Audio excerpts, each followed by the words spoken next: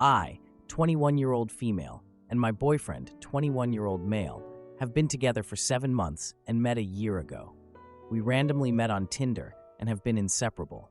We're very much in love with each other, have similar goals, are very young and adventurous, and are excited for new adventures to come. I come from a French family living in the United States, and he comes from Argentina and moved to the United States alone. We met in America, and I learned Spanish to be with him. The issue is my mother. She is not supportive of us. When we first started our relationship, my mom really wanted to meet him, but he was very, very shy. He doesn't speak the same language as her, and he has a shy personality. For 2 months, my mom really bugged me about it. I was living at their house in the meantime to save up money after graduating from college, while he was living in an apartment 20 minutes away. I would go hang out with him and sleep over at his place a lot, and she would just roll her eyes whenever I left. She was kind of acting immature. I tried to see her point too, because I'm her daughter and she wanted to meet him, but it was still new and we weren't ready. At the start of the 3rd month, I introduced her to him. It went well, no drama. She left for France 2 months after that. I had saved a lot of money at that time, and my boyfriend and I were talking about moving in together because we love each other a lot, and it's more convenient for us to have our things together. So, we basically got started on moving within a month of talking about it. It was a great decision for us. We knew that we would get to know each other a lot more, and it has honestly worked out so well living together. We're like best friends and never get tired of each other. We fight, resolve our issues, and keep moving forward.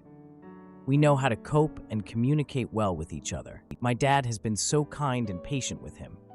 We've gone bowling, to the pool, and out to dinner, and although there's a language barrier, they were still able to communicate. However, my mom was in France and was gone for 4 months.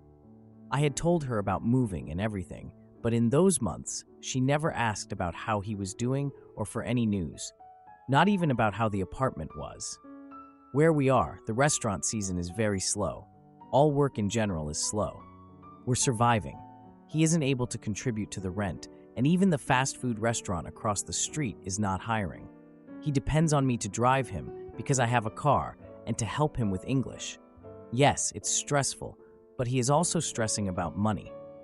Recently, I've been trying to be easier on him because he is just a busser who gets a few shifts a week, while I am a server that does 30 hours a week guaranteed.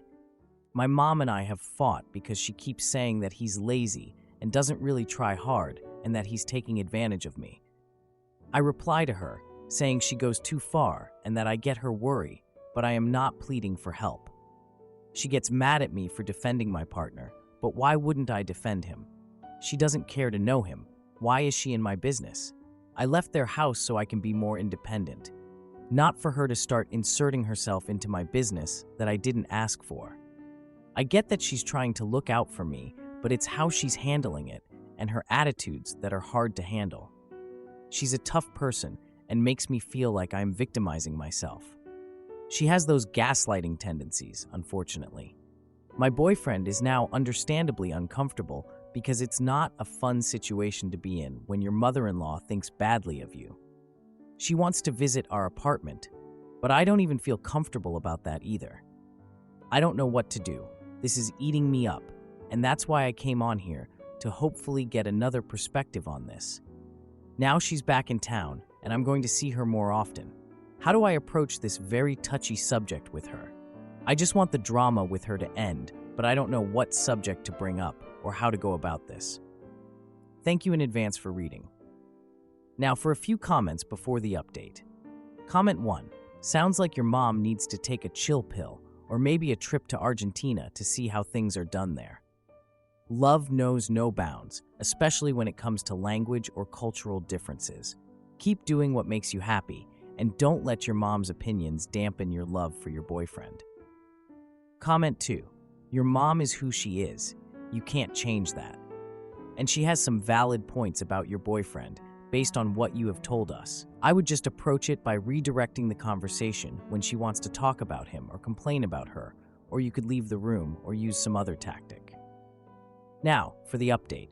2 days after my last post, my mom came over to our apartment. No warning, no text, just a knock on the door. I was still in my PJs, but luckily my boyfriend was cooking dinner. He was making some spicy chicken and rice, and it smelled amazing. I opened the door, and there she was, all smiles and excitement. She took one step in and immediately started criticizing the smell of the food. Like she didn't even say hi first, just went on about how it was too spicy. My boyfriend tried to joke about it, like, "It's a little spicy, but I think I can handle it." And she just stared at him like he had 3 heads. No laugh, no smile, just the usual disapproval. So we sat down to eat, and she kept making these comments about my boyfriend's cooking skills. Like, my ex-husband was a better cook. Okay, first of all, he was a chef, so obviously he would be a better cook. But this was just plain rude.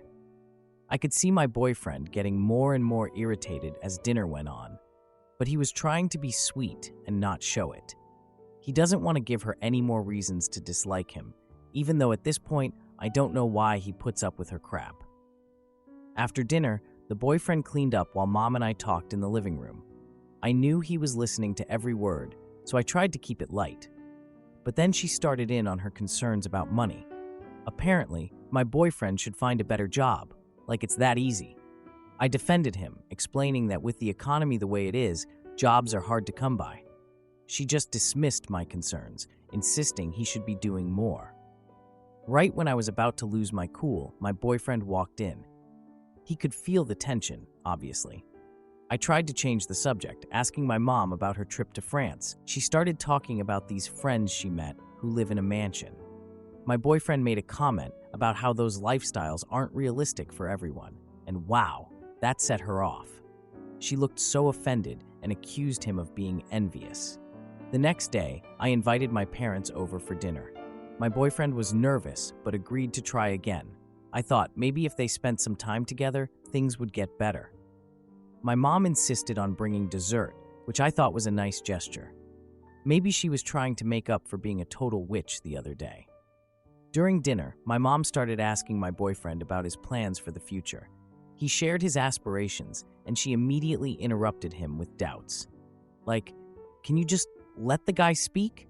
I could see him getting quieter as dinner continued. He was trying so hard, and she just wouldn't give him a break. After dinner, my mom suggested we all go out for ice cream. It was a nice idea, but my boyfriend politely declined, saying he had work to do at home. He didn't want to say it, but he was probably just tired of the judgment. Later that night, my mom confronted me about his lack of ambition. She just doesn't get it. I pushed back, stating that everyone has their own pace. She accused me of settling for less, which led to a heated argument. My boyfriend overheard and tried to step in, but she shut him down. He was just trying to defend me and ease the tension, but she's so set in her ways that she wouldn't listen to anything he said. After she left, he tried to comfort me, but our conversation quickly turned to the argument. I texted my dad, hoping for some support. He responded with a simple, "I love you," but didn't offer any advice. Typical.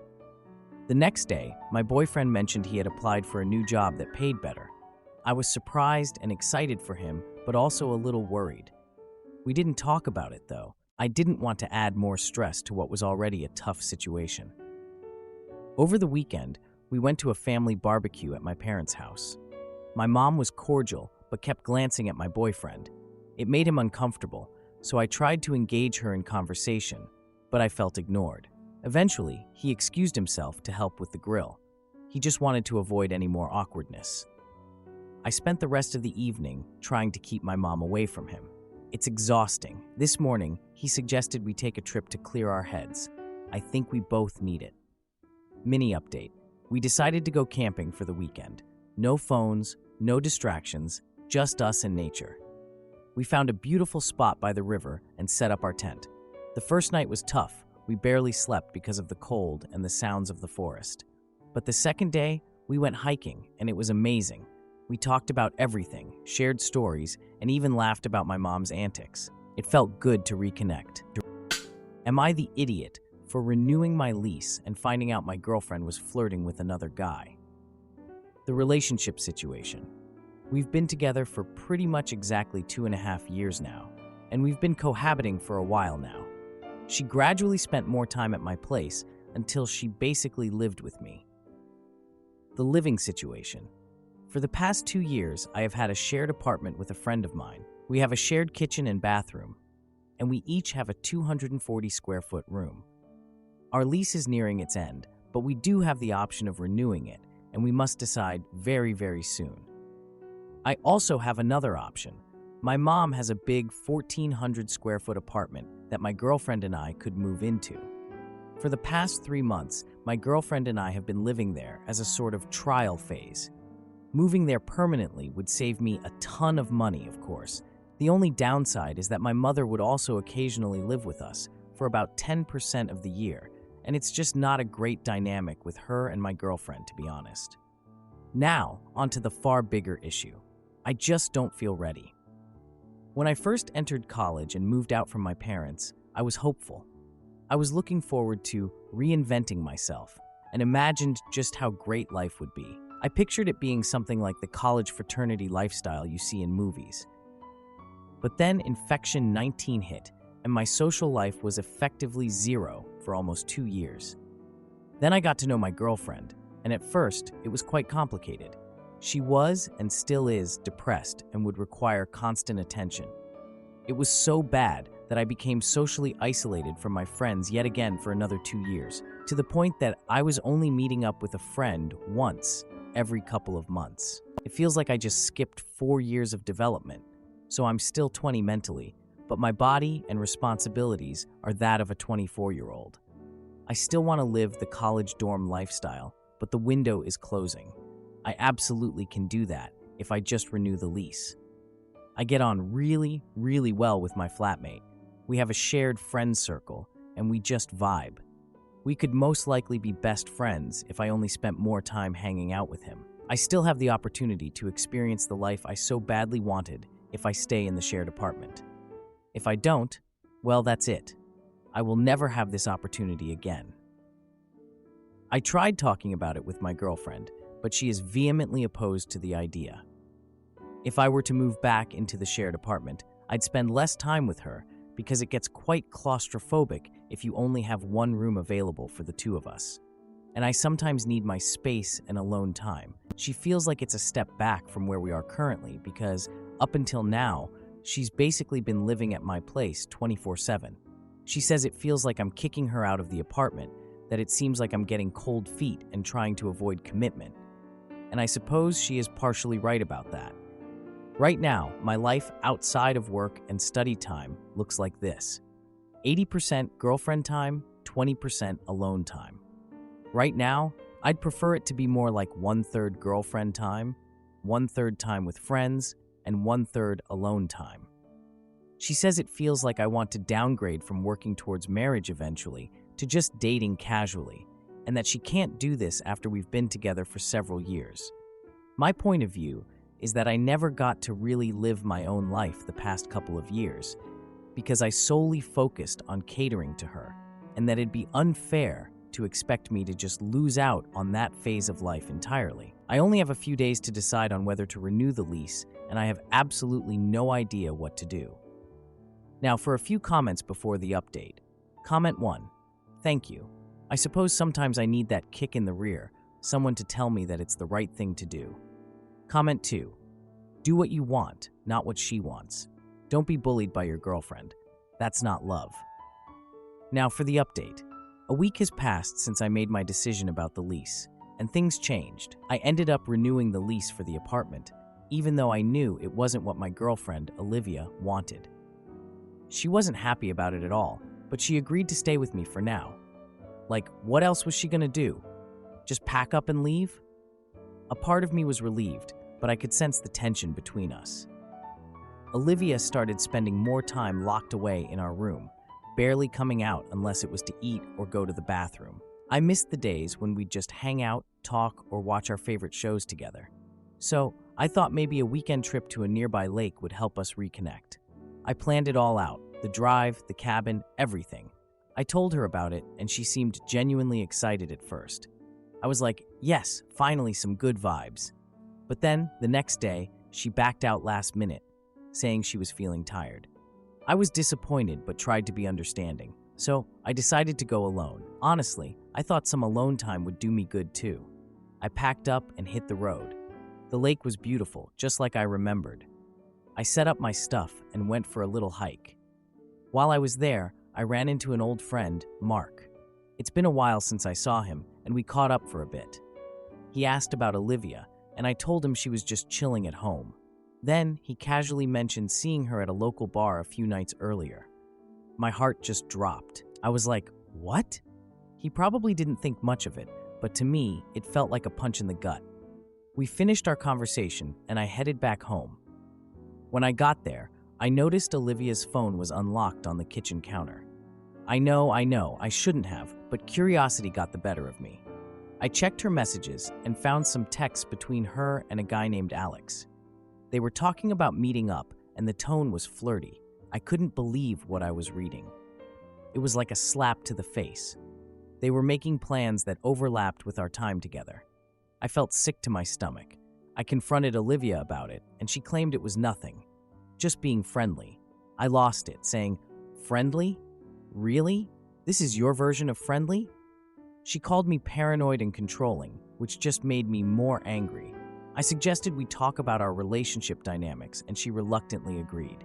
But every time I tried to get into the serious stuff, she would deflect. It was frustrating as hell. A few days later, my family invited us over for a holiday dinner. They were excited to see Olivia, and I know she was putting on a show for them. During dinner, my brother jokingly asked if we had plans to start a family. Olivia laughed awkwardly, and I could feel my suspicions rising again. Later in the evening, I saw her step outside to talk on her phone. I didn't want to eavesdrop, but I couldn't help it. I overheard her saying, "I miss you, and we need to talk soon," to Alex. That was it for me. I felt so betrayed. I walked inside and confronted her again. This time, she just exploded at me. She was like, "You're so overreacting and being unfair." I could tell everyone was watching, and I just wanted to disappear. I left the dinner early, feeling so humiliated. That night, I texted Olivia, asking for a serious conversation when we got home. She ignored me, just glued to her phone. The next day, I woke up to find her packing a bag with her clothes. She said she needed space and was going to stay with a friend. I was like, "Fine, go ahead." After she left, I found a receipt for a hotel stay under her name. A hotel? Really? By the end of the week, I officially ended things with her over text. I just couldn't deal with it anymore. To answer a few questions, I initially confronted Olivia about the texts with Alex. She claimed they were just friends who met in class and exchanged numbers for group projects. I didn't believe her. Olivia did not know Mark well, which is why it shocked me that he recognized her at the bar. He also mentioned seeing her with another guy, which hurt even more. The holiday dinner was awkward for everyone, especially when my brother asked about starting a family. Olivia's reaction was strange. I don't know if she was seeing Alex before or after we moved in together, but I suspect it was before. Am I the idiot for wanting to break up with my depressed girlfriend because I can't handle her negativity anymore? We've been dating for about 10 months. When we first started dating, she was a sad, more than happy girl, but she found comfort in me. She did show massive improvements over time as I helped her sort things out and gave a shoulder to cry on, and I always held on to that. The hope that after we've sorted her issues, she can improve. She was and is in a very unfortunate situation with her family and her overall station in life, but slowly I've helped her with coping mechanisms, distractions, and plans for the future. When she's not depressed or complaining about things, she really is lovely to be around, and I've never felt love so deep as I do for her. I truly want to marry this woman, but I'm starting to get scared and feel guilty about these feelings. I'm scared that she won't ever improve, that she'll always find things to complain about and be depressed about. I've caught her doing this many times. We'll be in a good situation, have everything sorted, and she legitimately will sit down and rack her brain for things to be upset about. Her future, things we literally just talked about, her image, her finances, etc. I try to stop these thought trains before they go too far, but I'm getting so tired. Every morning, I text her some cute variation of "good morning," and I can legitimately count on maybe 2 hands In the entire time we've been dating, the number of times she's replied pleasantly. All other times, it's usually just her complaining about extremely mundane things that every human deals with, or being so unbelievably negative about everything in her life. I do understand she tells me because I'm her partner and she finds comfort in me, but I'm so tired of having every single one of my mornings bogged down by it. When she texts me these things, it always leads to me sending entire novels of texts to cheer her up, and they do, but I can't keep doing this. A big scare for me is our future.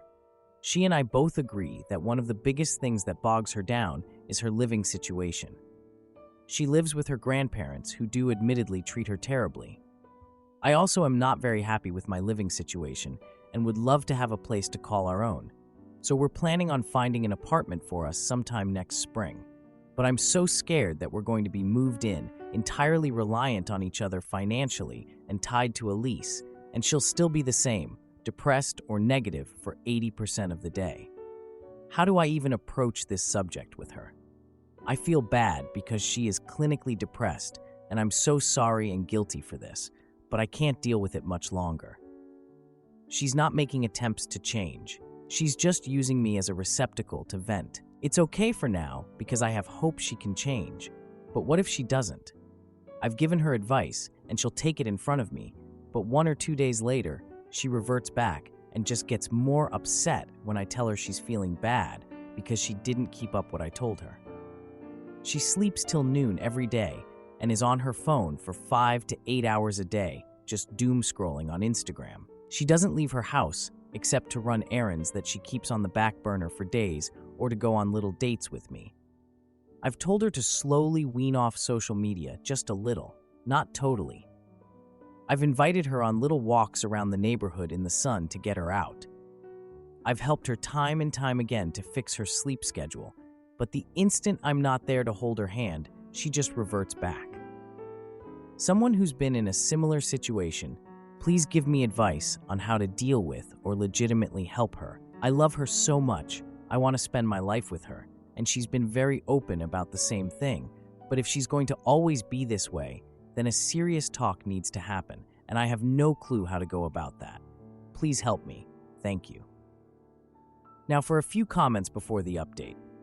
Well, actually, this post did not have any comments. Now for the update. It's been 3 weeks since I last posted about Olivia and our relationship struggles. I figured I should update you guys because some of you have given me solid advice, even if it was just a run, dude. The tension from the dinner with my parents still lingers in my mind. Like, I can't shake it off. It's just there, gnawing away at me, you know? I invited Olivia to my sister Kate's birthday party, hoping it would lighten the mood and get us out of our heads for a bit. Kate turned 25 and wanted a small gathering at her favorite restaurant. You know, just the usual family stuff. My whole family was there, including my brother Jake and his wife Rachel, who brought along a gift for Kate. It was a nice gift, by the way, but I can't even remember what it was because my mind was elsewhere. Olivia seemed distant throughout the dinner, often staring at her phone instead of joining conversations. I mean, I get it. She wasn't in the mood, but she was literally at the table with my family. At one point, my dad made a toast to all the birthdays in the family, which included Olivia. He jokingly suggested that it was time for me and Olivia to start planning a wedding, thinking it would be funny. Yeah, hilarious, Dad. Olivia's expression changed immediately, and I could see her discomfort. I attempted to laugh it off, making a joke about eloping to avoid the stress, which didn't help. Olivia abruptly stood up and walked outside, leaving everyone silent at the table. Complete silence. I chased after her outside, where she was sitting on a bench, looking upset. I asked her what was wrong, but she brushed it off and said she needed space. So here I am, standing outside the restaurant like a lost puppy, while my family is inside exchanging concerned glances. After the party, Olivia texted me that she felt embarrassed and overwhelmed by the wedding talk. I tried to reassure her that my family was just joking, but she didn't seem to accept it. I get it. My dad's humor isn't for everyone. A few days later, I overheard her talking to a friend on the phone, discussing how she felt stuck in our relationship. Yeah, I'm right there with you, sis. I decided to invite her to a local art exhibit to change the atmosphere. She initially agreed, but later canceled, saying she wasn't feeling well. Classic. I went to the exhibit alone and bumped into an old friend who casually asked about Olivia. I mentioned her struggles, and this friend suggested that I might need to set clear boundaries with Olivia. Yeah, boundaries. I brought up the conversation with Olivia over dinner at my apartment. She became defensive, claiming I didn't understand her mental health struggles. I tried to explain that I did know, but it felt like my words fell on deaf ears. Then things got real. She ended up suggesting we take a weekend trip to decompress, thinking it might help. Olivia agreed, but then backed out last minute, saying she needed time alone. Insert eye roll here. The following week, I got a call from my mom, who mentioned she'd noticed Olivia's mood swings. No kidding, Mom. I decided to invite Olivia over for a calm dinner, hoping to talk things through. She arrived late, and I could tell something was off. Like, her vibe was off, you know? When I asked about her day, she deflected and changed the subject to my job. I pressed her about avoiding the real issues, and she finally admitted she felt trapped. The discussion heated up again, and she said she wasn't sure if she wanted to stay in the relationship. I suggested we take a break to figure things out, which she surprisingly agreed to. No one was more shocked than me. After a few days apart, Olivia texted me, saying she wanted to meet up. We met at a coffee shop, where she revealed she wanted to focus on herself for a while. We ended the meeting with a mutual understanding that we both needed space, but still cared for each other. To answer a few questions, Olivia and I have discussed future plans, including moving in together and marriage, but those discussions have become less frequent. I believe these topics cause her anxiety. If you liked this video, you'll probably like these too. Also, while you're here, please consider subscribing. It's your support that keeps this channel alive and allows me to make better and longer videos. Have a great day.